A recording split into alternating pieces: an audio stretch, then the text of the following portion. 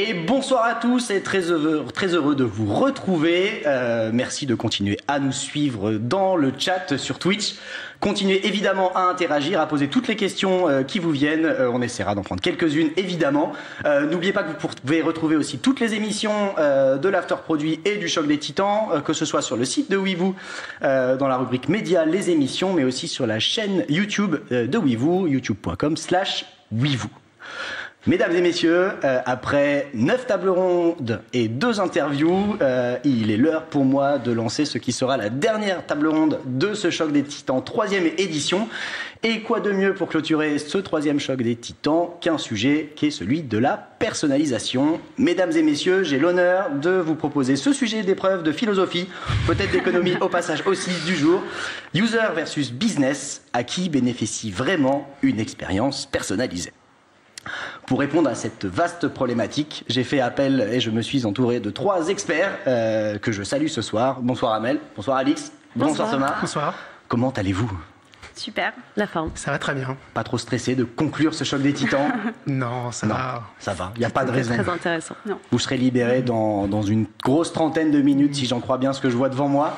Je vous propose de commencer par un petit tour de table classique pour qu'on apprenne à se connaître. On se connaît déjà un petit peu nous, mais nos followers en ligne veulent en savoir un petit peu plus sur vous. Alors, qui se lance en premier? Je peux me lancer. Vas-y, Alix. Alix de Goldschmidt, je suis directrice adjointe de l'audio digital chez M6, donc j'ai la responsabilité du produit des 3 stations radio du groupe RTL, RTL2, Fun Radio, tout ce qui est appareil connecté et tout ce qu'on assimile à du produit, ainsi que des sujets d'innovation en ce moment, beaucoup sur le Web 3 et évidemment les IA génératives qui sont quand même la technologie dont on parle le plus en ce moment. Et mon petit doigt me dit qu'on risquerait d'en reparler un petit moment. C'est possible. C'est possible.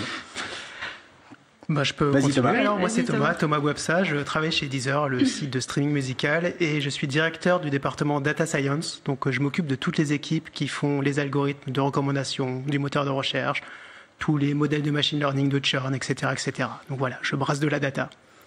Eh bien, bienvenue.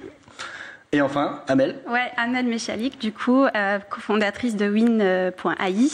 Donc, c'est un logiciel pour la product discovery. Donc, on fait une IA qui est spécialisée dans la user research, qui va analyser tout ce qui est retour utilisateur, à la fois sur des interviews, mais pas que. Voilà, j'en dirai un petit peu plus tout à l'heure. Oui, on risque pareil de creuser un petit peu le sujet. Oui. Eh ben, je vous propose de rentrer tout de suite dans le vif du sujet. Je vais me tourner plutôt sur ma partie droite. Évidemment, vous en avez parlé déjà, dans le monde de l'advertising, du divertissement, la personnalisation, ça commence souvent par de la recommandation. On recommande un produit, un article, une série, une chanson, évidemment. Est-ce qu'il n'y a pas un petit risque ou une tentation de contrôler un peu les goûts de l'utilisateur quand on parle de recommandation? On attaque direct, je vois. Ah ouais. Mais c'est normal. Et c'est effectivement une question qu'on nous pose souvent de est-ce que, en fait, vous n'êtes pas trop personnalisé? Et c'est quelque chose qui est vraiment important, qui nous guide, justement, que veut l'utilisateur. Et en recommandation musicale en particulier, c'est aussi une expérience et des attentes assez particulières parce que les utilisateurs ont à la fois envie de musique qui leur fait rappeler des souvenirs, donc qui connaissent déjà, qui repassent en boucle, et en même temps ils ont des appétences de découverte, d'aller au-delà. Et donc tout notre enjeu, nous, pour servir justement l'utilisateur, c'est d'être à la fois proche dans certains moments, et d'autres, au contraire, d'aller beaucoup plus, aller faire explorer l'utilisateur. Donc en fait on répond, non, notre but n'est pas de l'enfermer, puisque justement l'utilisateur a envie aussi de s'évader, donc on l'accompagne là-dedans. Très bien. Moi, j'aimerais bien avoir ce souci, mais c'est pas encore le cas au sein du groupe M6. On n'est pas aussi personnalisé dans notre approche produit qu'un groupe comme Deezer ou d'autres plateformes de streaming audio-vidéo. Nous, aujourd'hui, on est quand même un média, donc on va aussi être dans la curation, avec beaucoup d'éditorialisation. On est aussi précurseur, donc l'objectif, c'est aussi d'accompagner des tendances émergentes, des nouvelles tendances et d'anticiper éventuellement ce que l'utilisateur pourrait vouloir découvrir.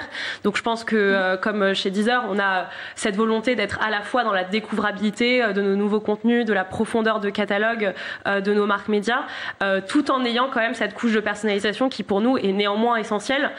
D'une part pour aider l'utilisateur à aller plus directement là où on pense en fonction de la similarité de contenu, en fonction de consommation passée, mais aussi en fonction de groupes de personas qui ont pu potentiellement avoir le même attrait, aller vers de la personnalisation, que ce soit évidemment dans la recommandation du contenu qu'on peut retrouver sur son application, dans sa bibliothèque une fois qu'on a découvert du contenu, mais aussi dans tout ce qui va être marketing, que ce soit dans les newsletters, dans ce qu'on va pouvoir lui envoyer comme push notification. Donc on a vraiment une approche évidemment entre curation et recommandation, mais on n'en est pas encore... expliquer ce qu'est la curation pour les gens qui ne viennent pas de ce secteur. Sur la curation, on va vraiment définir ce qu'un éditeur, donc ce qu'une personne humaine va finalement décider de pousser à son utilisateur. Donc on va avoir finalement des personnes qui vont sélectionner, faire de l'éditorialisation des contenus qu'on va créer pour le pousser à nos auditeurs en fonction de tranches. Donc ça peut être des tranches en fonction de contenu sport ou de tranches un peu plus poussées sur, par exemple, découvrir tous les contenus de nos stations autour de l'intelligence artificielle, par exemple. Mais ça va aussi être finalement de pousser du contenu en fonction de l'actualité, beaucoup dans nos médias. Et question, cette curation, c'est des vrais êtres humains qui la font ou c'est des vrais êtres humains avec des petits robots qui tournent autour d'eux ? Non, aujourd'hui c'est des vrais humains et ils y tiennent.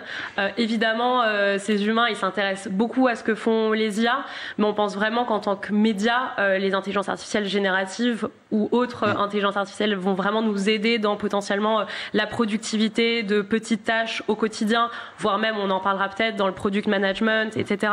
Mais aujourd'hui, la curation, ça reste vraiment un humain avec sa créativité, sa différenciation. Et le jour où on fera de la curation aidée par une intelligence artificielle, on le dira à nos utilisateurs pour qu'ils le sachent. Sur ces aspects-là. Je reviens sur ce que tu as dit, Thomas. Ce que tu dis, effectivement, tout l'enjeu, c'est de placer ce curseur entre les petits plaisirs, un peu de nostalgie, ce que j'aime, écouter le rock qui m'a bercé dans mon adolescence, et parfois d'aller explorer le terrain, de me faire découvrir des choses sur lesquelles j'irais pas spontanément. Je ne citerai personne pour ne vexer personne, même si je pense très fort à deux personnes. Je les cite. Taylor Swift et Amel Ben, pour ceux qui me connaissent. Alors, comment vous placez ce curseur, justement, parce que d'un utilisateur à l'autre, ça peut être, en fait, je veux surtout pas découvrir de nouvelles choses, ou j'ai très envie et je veux faire presque que ça. Déjà, il n'y a pas de honte à écouter Amel Bent ou Taylor Swift. Moi, j'ai appris dans mon expérience qu'on a tous nos zones qu'on a un peu honte, et c'est pas grave, ça fait partie de notre vie et de nos plaisirs, donc il n'y a vraiment aucun problème là-dessus. Et puis, alors, pour revenir à la question plus sérieusement, c'est un sujet qui est très compliqué et très délicat. Nous, notamment, on y répond de plusieurs manières, dans le produit en particulier. Ce qui est important, c'est qu'en fait, il n'y a pas qu'un algorithme de recommandation unique qui va faire toutes les recommandations. On a une feature phare qui est le flow dans Deezer, qui est, on appuie sur un bouton et à ce moment-là, on a un mélange de musique qu'on connaît avec de la découverte. Mais on s'est aussi rendu compte que c'est effectivement très compliqué parce qu'en fait, même si je vous prends tous autour d'une table, en fait, on est assez peu prédictible et c'est même assez rassurant de voir que des fois on a envie de découverte, des fois on a envie de pas plus de nostalgie et que c'est assez compliqué de trouver ces signaux-là. Donc en fait, ce qu'on a construit, c'est dans le produit des différents points d'entrée qui permettent, par différentes fonctionnalités, en fait, on peut considérer les algorithmes comme des produits en eux-mêmes, qui répondent à des besoins, avec des algorithmes qui sont plus orientés découverte, des algorithmes qui sont plus orientés nostalgie, qui sont construits comme tels. On a aussi des équipes éditoriales qui vont aussi fournir du contenu également via des playlists qu'ils ont sélectionnées à la main, aussi des playlists aussi plus orientées découverte ou nostalgie. Et notamment, on a aussi développé dans le flow en particulier, ça c'est une feature qui est très très nouvelle, vraiment elle est sortie il y a quelques semaines. On a l'utilisateur, il a l'occasion de nous donner un signal explicite, de nous dire, en fait, dans le flow, je mets un petit slider et là, je veux plus de découverte. Donc, c'est de cette manière-là qu'on laisse le pouvoir à l'utilisateur. C'est vraiment important qu'à chaque moment, il ne soit pas prisonnier de ce qu'on lui propose, mais qu'il ait le choix. Et c'est vraiment le maître mot dans la manière dont on construit le produit Deezer et nos algorithmes. Tu nous as mentionné un outil sur lequel tu travailles qui aide à la recherche. Comment cet outil... Alors déjà, est-ce que tu peux nous en dire un petit peu plus sur cet outil et comment il peut aider justement à prendre des décisions sur la personnalisation, parce qu'on voit que si on écoute tout le monde, on va faire un produit par personne, sauf que dans la réalité, c'est pas le cas. Un jour, on y arrivera. Peut-être qu'un jour, on y arrivera. Mais alors, qu'est-ce que fait cet outil et comment il peut aider sur des aspects personnalisation ? Alors tu parlais de persona, c'est un point très important. Il n'y a pas que les personas d'ailleurs, il y a aussi d'autres frameworks comme les jobs to be done, etc., sur lesquels on travaille aussi avec nos clients. En fait, au final, tous les retours qu'on peut avoir, ça vient d'une personne qui a ses motivations, qui peut être clusterisée plus ou moins dans un persona. Et au final, aujourd'hui, dans le produit, par exemple, quand j'ai un insight, on peut dire que sur cet insight-là, tu as 80% de ce persona-là qui te le remonte, 20% d'un autre persona qui te le remonte aussi. Et puis, tu as tous les autres qui ne sont pas du tout intéressés par ça. Donc, en fonction aussi de tes ambitions business, parce que des fois, on s'intéresse plus à un persona qu'à un autre, en fonction de notre business, il faut le dire. Hein. En fonction aussi de l'ambition, de la vision produit, etc. Ce qui compte, en fait, c'est de faire des choix éclairés et des choix backés par de la data sur ces feedbacks-là, finalement, c'est qui est derrière. Et c'est ce qu'on permet de faire du coup via la partie analytics qui est au-dessus en fait de notre algorithme.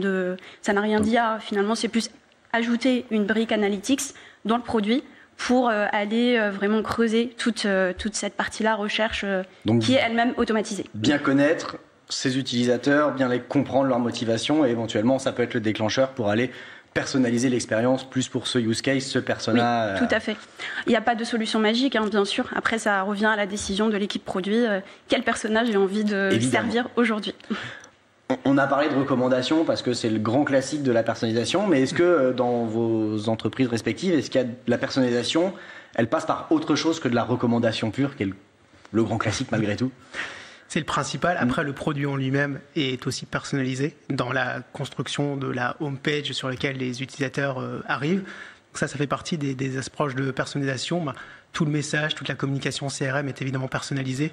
Et donc voilà, c'est pour ça que c'est important de le faire dans tous les aspects. La recommandation, c'est l'aspect le plus évident, effectivement, le plus visible aussi. Et le plus visible. Et tout l'enjeu, c'est d'en mettre derrière un peu partout, en fait, par les bonnes touches. Et tu le disais, sur la partie personnalisation, évidemment, il y a l'aspect marketing avec le CRM, le produit, la page, la homepage, évidemment, qui doit être un peu personnalisée. Nous, on essaye d'aller aussi plus loin en bien s'adressant à la personne potentiellement avec son prénom, en lui donnant accès à la possibilité, pareil comme dans le flow, chez nous, d'aimer un contenu et de pouvoir ensuite retrouver dans sa bibliothèque de contenu ses contenus personnels. Donc là, c'est pas forcément de la recommandation, c'est juste pouvoir avoir son espace à lui avec ses contenus préférés, ses web radios, ses émissions favorites, et pouvoir avoir un seul endroit où il va retrouver tout ça. Et ensuite, quand on parle de personnalisation, sans être aussi technologique, je pense que de s'adresser évidemment et d'écouter les retours utilisateurs, c'est d'une certaine manière s'adresser à soit nos personas, soit même des personnes qui vont venir répondre à nos questions avec leurs interrogations, leurs suggestions. Donc ça, c'est quelque chose qu'on fait aussi au sein du groupe, d'avoir des bêta-testeurs, une communauté auprès de laquelle on s'adresse et à laquelle, qu'on interroge finalement pour avoir des retours d'utilisateurs un peu plus concrets. Donc là, on n'est pas sur de la personnalisation techno, mais on va écouter ce que nous disent les personnes pour essayer de leur proposer d'avoir l'expérience la plus personnelle et la plus appropriée à leurs besoins, leurs demandes, en les écoutant et en essayant au maximum de leur répondre via nos différents services. Avec les nouvelles technos qu'on voit déferler, on est presque à deux pas de pouvoir fantasmer sur un monde d'une expérience hyper personnalisée en fonction de qui je suis, d'où je viens, ce que je veux, ce que j'aimerais faire, ce qu'on croit que je voudrais faire. Quitte à imaginer un monde où en fait l'expérience que j'ai moi sur Deezer, c'est radicalement différent de celle qu'a mon ami qui a aussi Deezer.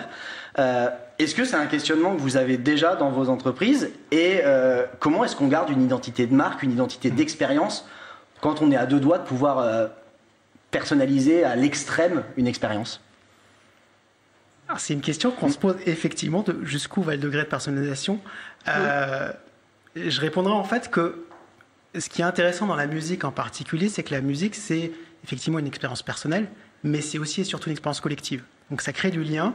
Et en fait, tu parlais de Taylor Swift ou d'Amel Bent, mais en fait, ça va me suivre. Mais ça va te suivre. Je suis désolé.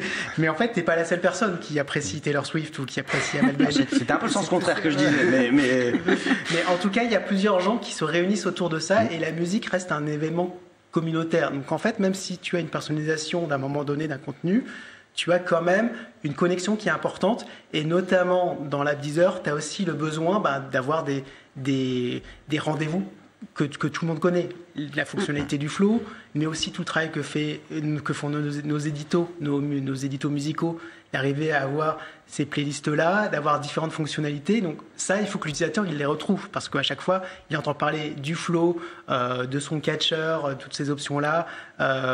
Il faut qu'il les retrouve. Des grosses features, qu'il faut qu'elles soient là. Après, elles peuvent être là, pas forcément au même endroit de l'app, un petit peu au-dessus, un petit peu en dessous dans la homepage. Mais effectivement, c'est tout l'enjeu que tout le monde retrouve ça, mais après que ce soit pas forcément hiérarchisé, que ce soit hiérarchisé différemment en fonction du besoin, en fonction de l'usage. Donc voilà, on tranche, et on est toujours en construction constante. Il n'y a pas de solution miracle, il y a ces deux pendant en tout cas à prendre en compte. Je ne sais pas si vous voulez réagir. Une question pour aller plus loin. Est-ce qu'il y a des choses sur lesquelles vous vous dites ça, on le personnalisera jamais? Ça sera la même expérience pour tout le monde de la même manière? Je peux répondre peut-être à cette question parce qu'en fait, on en parlait tout à l'heure sur la personnalisation de l'IA. Parce qu'en fait, l'IA apprend de l'utilisateur. Mais à quel point on va faire en sorte que cet apprentissage il soit transverse sur l'ensemble des utilisateurs? Parce qu'à chaque fois qu'elle apprend, l'utilisateur met son biais. Par exemple, sur la recherche, il y a carrément un biais qui est injecté de l'utilisateur. On s'est demandé à un moment, est-ce qu'on devrait faire en sorte que c'est ce qu'on appelle du reinforcement learning, en fait, le fait d'apprendre de l'utilisation, on va le dispatcher sur l'ensemble des utilisateurs, ou est-ce qu'on va faire un silo par utilisateur? Et c'est une question à laquelle on n'a toujours pas répondu d'ailleurs, parce que c'est une question très complexe et on compte aussi faire de la recherche sur ça pour faire en sorte quand même que, parce qu'on dit qu'on réduit le biais, mais à quel point on pousse la personnalisation de l'apprentissage de l'IA sans que ça ait un impact inverse en fait, de finalement faire en sorte que tout le monde soit biaisé de un peu tout le fouillis de biais que tous les utilisateurs injectent. Ce qui peut finir à être presque paradoxal, c'est plus j'en sais sur mes utilisateurs, plus je vais avoir tendance à faire des groupes homogènes et de formater le produit sur ces groupes homogènes et on va personnaliser pas au niveau individu mais au niveau groupe, cluster ou métagroupe. Est-ce que c'est vraiment de la personnalisation? C'est une question quasi philosophique, mais c'est un vrai enjeu, savoir jusqu'où on pousse le degré de personnalisation. C'est une problématique qu'on voit beaucoup ressurgir, en tout cas en ce moment. Ouais, je pense qu'on a rappelé l'importance du collectif. C'est-à-dire que nous, en plus, en tant que média, comme on l'a dit, je pense que même en tant que média, c'est notre rôle aussi de créer de la conversation, créer de l'engagement commun. Donc c'est vrai que si le produit est complètement différent d'une personne à l'autre, il y aura plus cet aspect collectif. On discute de ce qu'on a vu sur notre application à la machine à café. Je pense qu'il faut garder ce côté, quand même, une base de produits commune. Après, je pense que c'est bien d'avoir comme on l'a dit depuis le début, d'avoir finalement un bon mix, d'avoir un équilibre, de jamais hésiter à interroger les utilisateurs sur est-ce que ce mix déjà est compris, est-ce qu'on n'est pas allé trop loin dans la compréhension, même si sur les algorithmes c'est quelque chose qui sont c'est un sujet qui est de plus en plus poussé. Je pense qu'il doit d'une part rester sur une partie du produit et d'autre part qu'on n'hésite pas à avoir des feedbacks, des vrais feedbacks utilisateurs sur cette utilisation pour garder notre rôle on a aussi une recommandation nous en tant que, comme je le disais, d'éditeurs, en ayant aussi une facilitation des utilisateurs à retrouver le bon contenu au bon endroit au bon moment, tout en ayant quand même la force du média qui est derrière. Je crois que ce qui est important pour trancher aussi cette question, c'est que l'utilisateur il voit entre guillemets les ficelles, c'est-à-dire que cette personnalisation elle soit pas invisible, mais que l'utilisateur en ait conscience, qu'il soit conscient qu'il y a des endroits où c'est personnalisé, d'autres pas, qu'il ait l'occasion de réagir, de faire des feedbacks, d'adapter son app d'une manière ou d'une autre. Donc ça c'est vraiment important et c'est quand on donne le contrôle à l'utilisateur, qu'on arrive à pousser la personnalisation sans trop en faire, puisque l'utilisateur est au courant et a les moyens de dire « hop, stop, là on arrête, c'est un peu trop pour moi ». Donc c'est vraiment ça qui est important. Et ça a toujours été ça, parce que c'était une des questions que j'avais pour vous, c'est vous avez tous lâché le gros mot au début, la data, la connaissance de l'utilisateur, et c'est très tentant, même à des fins louables, de voir que la personnalisation elle peut très vite être masquée ou dissimulée à l'utilisateur. Et du coup, on parle un peu de ces risques-là. Est-ce que vous avez mis en place des guidelines, des best practices? Tu parles de laisser le choix à l'utilisateur. Est-ce que c'est vrai surtout et jusqu'à quel niveau? Parce qu'on va pas lui demander est-ce que tu veux qu'on utilise cet algo-là et on va pas lui révéler l'algorithme non plus. Donc, est-ce que vous avez des clés, vous, des recos? Alors du coup, il y a un vrai enjeu, notamment sur les algorithmes, parce qu'on parle d'algorithmes, le mot a été lâché sur la table, intelligence artificielle, même si moi j'apprécie pas trop le mot, mais parce que justement il renvoie un imaginaire un petit peu effrayant. Donc nous, on a par exemple des enjeux algorithmiques d'explicabilité des algorithmes, d'expliquer en fait pourquoi est-ce qu'il y a ça à ce moment-là, parce qu'on se rend compte que c'est une nécessité pour avoir la confiance de l'utilisateur et que l'utilisateur en fait comprenne que ce qu'on lui apporte, c'est vraiment pour lui et pas pour des motifs cachés. Et donc ça, c'est extrêmement important. Et donc je pense que voilà, ça c'est vraiment le point clé. La transparence, c'est le maître mot. Et en fait, ça, c'est un échange puisqu'on écoute nos utilisateurs et c'est aussi des choses qu'ils nous demandent. Et notamment dans la recommandation, ça arrive aussi que des fois la recommandation, elle soit légèrement un petit peu à côté. Et on se rend compte souvent que en fait, quand on explique à l'utilisateur, des fois, on a même eu des cas, personnellement, quand je parle de mon métier, il faut, ah oui, je suis chez Deezer, et là, j'ai eu cette recommandation, elle n'était pas terrible. Et du coup, on va un peu gratter, et on fait, ah, mais c'est parce que, en fait, à ce moment-là, tu as écouté ça, et ça fait ça. Et les gens, ils font, OK, ils comprennent. OK, c'est peut-être pas ce que j'aurais fait moi-même, mais je comprends le truc, donc ça a du sens, et voilà. Donc ça redonne du sens, et ça redonne la compréhension, et ça redonne de la confiance d'expliquer les choses. Et ça prend quelle forme d'expliquer le fonctionnement d'un algorithme? C'est quoi? C'est sur votre site, il y a une explication dans l'appli? Je viens ici et on a des articles scientifiques, on est présent dans des conférences, dans des articles de blog. Et puis il y a aussi tout un travail de toutes les équipes produits et design de comment est-ce que dans le produit on parlait des feedbacks, de comment est-ce qu'on arrive à mettre un bouton like, un bouton j'aime pas, comment est-ce qu'on arrive à donner un message et comment est-ce qu'on arrive globalement à faire comprendre à l'utilisateur que son action a des répercussions et est pris en compte. Donc ça c'est vraiment aussi le travail des équipes design produit qui font ce travail de fou pour pouvoir rendre humains les algorithmes. Je reviens à un des sujets qu'on a un peu survolé tout à l'heure. Un des risques de la perso, c'est de rentrer dans un monde de l'ultra spécifique. On va essayer de faire un truc qui répond exactement aux besoins de tout un chacun. Et on sait tous que l'ultra spécifique, c'est souvent très coûteux et au final très peu évolutif. Et question très bête, c'est comment est-ce qu'on va aller décider, tiens, ça on va le personnaliser, ça on va pas le personnaliser. Comment est-ce qu'on décide ? C'est une bonne question. Je pense que ça dépend vraiment du produit et du business aussi qui est derrière. Parce que dans le B2B, c'est assez particulier, c'est souvent des process. Donc on va potentiellement personnaliser une partie de l'outil qui va être liée à l'expérience. En fonction du persona, si je reprends l'exemple de Win, j'ai le persona UX Researcher qui veut aller vraiment dans les détails. Et j'ai le persona PM où lui, au contraire, il veut toujours prendre de la hauteur et pas aller voir le verbatim de tout un chacun. Et du coup, à un moment, on s'est posé cette question de où est-ce qu'on met le curseur un petit peu de la personnalisation. Mais on peut aussi répondre avec un produit qui répond aux deux, en fait. Ce qu'on a fait, là, concrètement, par exemple, c'est j'ai un premier niveau d'abstraction, c'est un résumé de mon verbatim. Si je suis UX Researcher, je peux aller plus loin, aller voir vraiment le verbatim, aller voir même plus de contexte si je le veux. Donc c'est de la personnalisation, mais qui répond un petit peu finalement on a personnalisé pour les deux, mais il y a des choses qui sont vraiment dans le process global qu'on ne personnalisera pas, parce qu'on sait qu'en fait il y a quand même des best practices dans la user research, et il faut que le produit réponde à ces best practices et aide et éduque à ces best practices. Et pour compléter un petit peu, je pense, pour revenir plutôt sur l'aspect produit, ce qui va avoir de la valeur ajoutée, typiquement si on allie user et business, si on se dit qu'une marque veut s'adresser à une population locale, on va dire qu'on pourrait pousser un flux pour cette population à un endroit donné, au lieu d'avoir un flux national qui est son flux local, lui ça l'intéressera davantage d'avoir des chroniques, des jeux concours, des événements liés à Weavy, mais ça intéressera aussi davantage l'annonceur potentiellement qui annoncera sur ce flux, de pouvoir annoncer à une personne que dans tel supermarché il y a telle promotion. Ça intéressera évidemment pas les personnes qui ne vivent pas là-bas.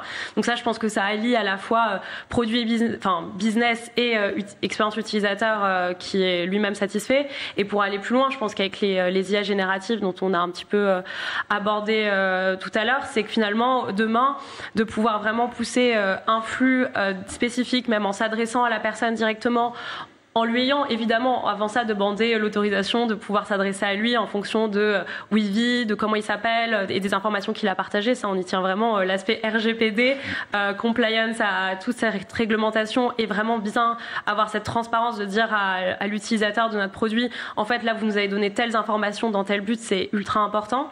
Et je pense que s'il a autorisé ça, de pouvoir adapter même du contenu qu'on fait local en allant un peu scraper de l'information sur les réseaux sociaux audio pour lui proposer, comme Radio GPT le fait aujourd'hui aux États-Unis, de pouvoir s'adresser davantage en englobant des informations qu'on ne peut pas aller chercher en temps réel en tant que rédaction.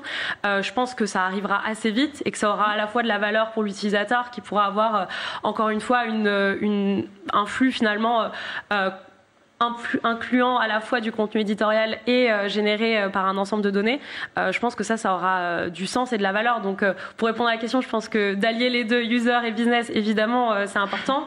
Mais d'autre part, d'aller là où finalement on n'est pas encore à 100% avec nos rédactions et nos contenus et nos produits, c'est essentiel aussi pour avancer et trouver cette valeur. On a effectivement commencé ce choc des titans avec une table dédiée à l'IA et de toute façon on était sûr quand on en a parlé en préparant cette émission que on y viendrait. Évidemment l'IA, mais il y a plein d'autres technos derrière. On a parlé de Generative AI et d'autres technos. J'imagine que ça ouvre des portes, des nouvelles possibilités dans le monde de la personnalisation.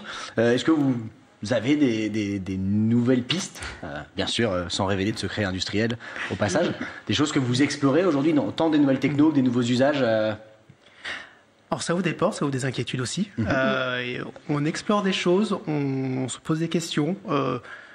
Sur l'IA générative, en fait, juste d'un point de vue technique, là je sors du produit et je reprends ma casquette un peu de scientifique, mais en tout cas, la technologie derrière est une technologie qu'on utilise même nous-mêmes, puisqu'en fait, derrière, il s'agit de générer des mots, et nous, en fait, si on considère que la musique, en tout cas que les morceaux sont des mots et une playlist est une phrase, on arrive à générer des playlists de cette manière-là. Donc c'est un usage pas détourné, puisque c'était presque l'usage initial sur les choses qu'on étudie. Sur l'aspect génératif, il y a surtout dans le milieu de la musique beaucoup d'inquiétudes en ce moment, de la part des artistes, des labels. Donc ça, c'est des choses qu'on entend, et on est plus en ce moment en train d'écouter ces inquiétudes et de voir comment nous, on peut aider pour faire face à ces inquiétudes. Est-ce qu'on voit aujourd'hui des morceaux générés à la manière des Beatles, on pourrait faire ça sur les goûts de chacun. En fonction de ton humeur. Donc ça, c'est des choses qu'on regarde. On regarde comment est-ce qu'on peut aider les labels, les artistes pour faire face à cette crainte-là. Parce que si on est tout à fait transparent, effectivement, il y aurait un manque à gagner pour les artistes, mais ça coûterait moins cher en droit aussi à acheter de diffusion, de générer des musiques quasiment à la volée. On pourrait presque imaginer d'avoir de générer des chansons en fonction des goûts des gens. C'est là du coup justement où on s'est toujours positionné comme un service qui met en relation les utilisateurs et les artistes, et on est toujours là au service des artistes, de la créativité, et donc on pourrait considérer que ces outils-là, aux mains des artistes, peuvent être absolument fantastiques. Et donc c'est vraiment là où on est là en termes de voir ces usages-là et justement d'épauler, et que ce soit quelque chose qui soit constructif et qui ne soit pas en train de détruire de la créativité, et voilà. D'autres usages, d'autres technos que vous explorez? Oui, Thomas a raison de le rappeler que là on parle beaucoup d'IA générative, mais les intelligences artificielles, en fait ça fait très longtemps que nos différentes boîtes s'y attellent, essayent de qualifier par exemple des vidéos ou de l'audio en mettant de la métadonnée pour mieux comprendre ce qui s'y passe. Je pense que les nouvelles technologies liées aux IA génératives et les nouveaux outils vont faciliter, en fait c'est juste une expérience finalement d'usage plus simple pour tout à chacun de les utiliser. Donc évidemment que ça va arriver dans nos process pour optimiser la personnalisation, mais aussi optimiser le travail des humains dont on parlait, les rédactions, si elles ont leur travail qui est qualifié, potentiellement des transcripts de podcasts, de l'écoute du direct, ça va grandement faciliter leur travail, et donc ça va augmenter leur productivité, et donc de facto améliorer l'expérience utilisateur en leur laissant plus de temps pour ajouter de la valeur à tout ce qu'on va proposer à ces derniers. Donc je pense qu'effectivement il y a cette qualification des contenus qui va être ultra important. On parle beaucoup d'usages un peu plus qui peuvent un peu plus fasciner, à la fois terrifier, comme le clonage vocal. On parle beaucoup de clonage vocal pour créer du contenu aux utilisateurs. Évidemment ce sera pas du contenu pour le moment en tout cas, et on sait pas de quoi le futur est fait, mais ce sera pas du contenu à forte valeur ajoutée. Ce sera aider de l'autopromo, aider à annoncer un invité qui a été changé à la dernière minute potentiellement et qu'on annonce à l'antenne, et s'il y a personne de disponible en studio, on utilisera potentiellement une voix avec l'autorisation de la personne qui a créé et qui a cloné potentiellement sa voix. Donc il y a plein d'usages qui vont arriver sur ces nouveaux domaines. On peut avoir des droits sur sa voix? On peut avoir des droits sur sa voix complètement. Il faut donner l'autorisation. On ne va pas utiliser. J'espère en tout cas qu'on n'utilisera pas ma voix sans mon usage, sans mon autorisation, pardon. Donc oui, on a un droit sur sa voix évidemment, et ce sera quelque chose si on était amené à le faire, où on demandera l'autorisation d'une personnalité de l'antenne, d'une personne qui a une belle voix et dont on veut s'en servir. Elle devra d'une part avoir donné son autorisation, et d'autre part, ce qu'on imagine quand même, c'est qu'elle aura un droit de regard sur ce qu'on lui fait dire. Il y a quand même des dérives potentielles si on fait dire n'importe quoi à certains de nos animateurs sur l'information, sur de l'humour même, ça peut quand même être assez grave. Donc évidemment qu'on fera ça en bonne intelligence avec les personnes qui feront ces tests-là avec nous, mais ça ouvre quand même des nombreux domaines d'utilisation pour le média. On pourra même avoir une voix qui s'adapte en fonction de l'auditeur. Si quelqu'un préfère les voix graves ou les voix aiguës, les voix féminines, les voix masculines... Complètement. Je pense qu'on sera même plus limité. Complètement. La personnalisation sur ce type de voix sera ultra intéressante, notamment sur les contenus enfants. Raconter une histoire avec une voix d'un de nos animateurs un petit peu personnalisée en fonction du ton de l'histoire, de ce que l'enfant a envie d'écouter, de son âge. Évidemment, ça c'est des usages ultra intéressants qu'on étudie. Est-ce que vous avez déjà rétro-pédalé sur des sujets liés à la personnalisation ? Vous avez testé des trucs et en fait vous vous êtes aperçu que c'était pas une si bonne idée, ou vous avez eu des retours négatifs et vous avez décidé de revenir en arrière ? Alors, j'ai pas de souvenir de ça, je suis navré. Non, mais c'est... Parce qu'on essaye toujours d'être très itératif dans notre processus, à la fois de tester auprès de la communauté, de faire des tests UX. Donc, on reste quand même très prudent et d'y aller étape par étape, et on n'a pas eu de gros... Voilà, on reste prudent et on reste toujours en accord avec ce qu'attendent les utilisateurs. C'est vraiment le principe de comment est-ce qu'on itère, à la fois dans le produit et dans les algorithmes. Moi, je suis en plein dedans. On lance des radios digitales là, sur les nouvelles versions des produits radio, donc RTL, RTL2, Fun Radio. Là où avant, dans un seul et même carrousel en haut de l'application, on avait l'ensemble des radios live de nos antennes, mais aussi des radios digitales. On a décidé d'ajouter un petit bouton plus pour permettre à l'utilisateur de ne mettre que les radios qu'il souhaitait en haut de son application, et après d'avoir une entrée globale avec l'ensemble des radios des différents groupes. Et en fait, là, c'est le début. Donc, on est en train d'AB tester, de voir ce que ça donne, d'avoir les retours utilisateurs. Mais ce dont on se rend compte, c'est que les utilisateurs, quand on change leurs habitudes, évidemment que ça les perturbe un peu. Mais donc là, complètement, on va vers plus de personnalisation. On sent que certaines populations, peut-être un petit peu moins digital natifs, sont un peu inquiètes de moins bien retrouver, par exemple, leur radio, les grosses têtes. Donc là, on fait un test. Évidemment, ça doit se faire sur du long cours, avec des retours un peu concrets. Mais typiquement, si on se rend compte que les personnes ont plus de mal à accéder à leur contenu, que les audiences baissent sur nos radios, on fera un petit rétro-pédalage en mettant en avant les radios qui sont moins facilement accessibles, qui sont le plus demandées, et évidemment on ira dans le sens de ce que l'utilisateur final trouve pertinent par rapport à son usage. Donc on est en plein dedans, et c'est ce que tu disais, l'itération, l'évolution un peu par petits changements est essentiel pour rester au plus proche de ce que les utilisateurs font et la manière dont ils consomment nos produits. Oui, et puis le principe de l'AB test, il est fondamental, et enfin surtout pour nous en particulier sur les algorithmes, parce qu'effectivement, on va aussi tester des versions différentes d'algorithmes via les AB tests. De temps en temps, ça marche pas, et du coup, on va retravailler. Puis d'autres performent mieux, et c'est ça qu'on va déployer en production. Je vois le temps qui file, il nous reste quelques petites minutes. Le sujet, c'était user versus business, à qui bénéficie vraiment la personnalisation. Je vais poser la question pour conclure un peu différemment. Je comprends que ça sert les deux. Qu'est-ce qui vous permet, pour vous, sur quelle métrique on agit le plus en personnalisant un produit ? Qu'est-ce qui nous fait dire qu'on a bien fait de personnaliser ? Je dirais l'engagement, évidemment, l'engagement, le temps passé sur nos produits. Si on a personnalisé, on imagine que la personne va trouver le bon contenu et donc va rester plus longtemps. Donc pour moi, ce serait le KPI le plus important, et la fidélisation. C'est-à-dire que la fidélisation. Au-delà du temps passé, c'est surtout le fait que l'utilisateur revienne sur la fonctionnalité, sur l'app. Le temps n'est pas infini dans une journée, et on ne va pas passer 24 heures à écouter la musique, mais ce qui est important, c'est qu'au moment où on a envie d'écouter la musique, 10 heures est là, et donc voilà, qu'ils viennent plusieurs fois par semaine, par mois, et que voilà, qu'ils retrouvent son app favorite, et donc ça c'est le principal, qu'ils reviennent. Donc récurrence, rétention. Et après fidélisation. Et puis aussi, nous, comme on est très attentif à du coup ces notions de découverte, de est-ce que ce qu'on propose, ça plaît, ça a été ajouté dans les bibliothèques. Donc ça, c'est aussi un élément important, parce que ça crée de la valeur. En fait, si les utilisateurs savent que dans Deezer, ils peuvent découvrir des nouveaux titres, à ce moment-là, c'est aussi la plus-value de cette app. Il y a un autre aspect qu'on regarde beaucoup aussi dans du SaaS B2B, c'est l'onboarding ou le self-serve. à quel point mon utilisateur est capable, en fonction de son persona encore, est capable de comprendre ce qu'il a à faire quand il arrive dans un outil. Si on voit qu'en fait on arrive à acquérir mais on n'arrive pas à les retenir, et surtout après l'étape d'onboarding, c'est que quelque part on a mal compris ce pourquoi ils sont là, et on n'a pas suffisamment personnalisé l'expérience pour qu'ils comprennent par quelles étapes il doit passer pour atteindre son objectif. Donc c'est l'autonomie sur l'outil. L'autonomie, tout à fait. Okay. Et comment on les accompagne pour être autonomes et revenir du coup avoir envie en leur proposant les bonnes features au bon moment en fonction de leur... C'est pas facile et c'est pas magique. Hein. Non, j'ai meilleur. Tu parlais d'AB test auparavant, évidemment. On teste beaucoup de choses. On se plante, on réussit parfois. Donc voilà. Donc, et c'est un peu le principe de la personnalisation. Exactement. On ne sera pas toujours bon et dans le mille du premier coup. Il faut accepter qu'on va itérer. Le temps est déjà écoulé. Déjà. Ouais, déjà. C'est passé très vite. Un petit mot de la fin. Est-ce que vous avez un petit mot à rajouter sur la personnalisation ? Pour vous, c'est quoi la feature ultime en termes de personnalisation dans un produit que vous utilisez tous les jours ? Est-ce qu'il y a des petits coups de cœur C'est une très bonne question. Nous, de notre côté, et on l'a déjà dit à plusieurs reprises, mais de pouvoir vraiment retrouver tous ses contenus favoris dans un seul endroit simple et qu'on se sente chez soi dans cet espace-là. C'est l'ancienne étagère ou bibliothèque qu'on avait chez soi, mais dans son service. Et c'est le compte utilisateur ou la bibliothèque aujourd'hui. Okay. Mais moi, c'est le flow, mais c'est un sujet qui n'est toujours pas abouti parce qu'on n'arrive jamais à cette promesse ultime de vraiment la musique, le flow parfait. Écouter. Le flow parfait, ça fait 10 ans que je travaille dessus. On peut toujours s'améliorer et on va encore s'améliorer. Il y a encore plein de travail, donc c'est voilà.